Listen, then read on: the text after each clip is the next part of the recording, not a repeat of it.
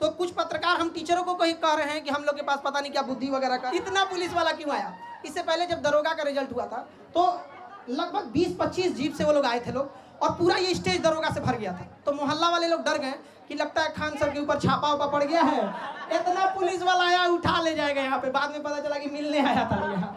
तो ये सारे लगभग 12,000 से ज़्यादा बच्चे हैं और ये अभी एक हॉल में बैठे हैं। उद्देश्य यही है, इन लोग के जैसे हजारों लाखों बच्चे तैयारी कर रहे हैं, जो पेपर लीक हो जाता है, ऐसे न जाने कितने गरीब मिडिल क्लास के बच्चों का सपना तोड़ दिया जाता है।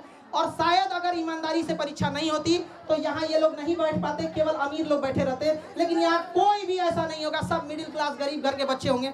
मकान मालिक के सताए हुए हैं हॉस्टल में इन लोग को, अगर मकान वाले और बिजली विभाग से भी कहते हैं, आपके माध्यम से कहते हैं बिजली विभाग से भी, कि ये जिस हॉस्टल में रहते हैं वहाँ इन्वर्टर वगैरह नहीं रहता, तो कम से कम स्टूडेंट एरिया का लाइट ना काटा जाए। आप लोग सहमत है कि नहीं जी? स्टूडेंट एरिया का 2-2 घंटा लाइट काट देता है, ऐसा कहता है कि दुनिया भर में बिजली दे रहे हैं, यहाँ पे मंगल ग्रह पे बिजली सप्लाई करेगा, पहले विद्यार्थी के दे बिजली यहाँ पे। लेकिन जिस तरीके से अब नीट का भी पेपर लीक हुआ था, नीट परीक्षा के लिए इनका कहना है, तो कुछ पत्रकार हम टीचरों को कहीं कह रहे हैं कि हम लोग के पास पता नहीं क्या बुद्धि वगैरह का, उनका कहना है कि हम लोग के पास इतना बुद्धि नहीं है। अजीब हाल है। देखिए, नीट पेपर में कहा गया कि एयरफोर्स पेपर को पहुंचाएगा, अच्छी बात है, आप इनिशिएशन ले रहे हैं, लेकिन समझिए मलेरिया की बीमारी में टाइफाइड का इंजेक्शन नहीं मारा जाता है। नीट पेपर परीक्षा पेपर पहुंचने की समस्या नहीं थी कि एयरफोर्स का हम यूज कर रहे हैं, समस्या थी जहां से छप रहा है, जहां से बन रहा है, वहीं पे लीक हो जा रहा है। जो पकड़े गए हैं टीचर, उनको फांसी अब तक क्यों नहीं हुआ, इनकाउंटर उनका क्यों नहीं हुआ, घर क्यों नहीं तोड़ा गया, उनका सवाल ये है। आप में से बताइए, इतने लोग, ये सब सेलेक्टेड पुलिस वाले हैं यहाँ पर, इन सब से कहते हैं पेपर लीक करने वालों को बकसना चाहिए जी, किसी को नहीं बकसना चाहिए यहाँ पर। अरे अगेन सरकार प्रयास कर रही है, एयरफोर्स भी इसमें ला रही है, बट समझिए ध्यान से, एयरफोर्स क्या करेगी, पेपर तो नहीं छापेगी, एयरफोर्स ट्रांसपोर्टेशन का काम करेगी, हेलीकॉप्टर से ड्रॉप कर देगी।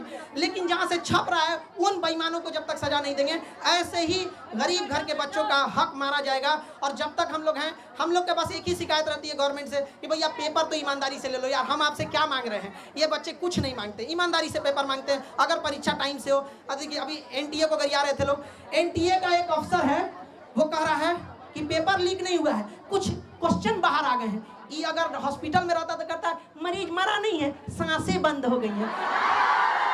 पागल है सब वहां बैठा हुआ, हम क्या बोलेंगे। अभी एनटीए को गरिया आदमी, मन नहीं भरा, सीयूईटी का पेपर नाश दिया।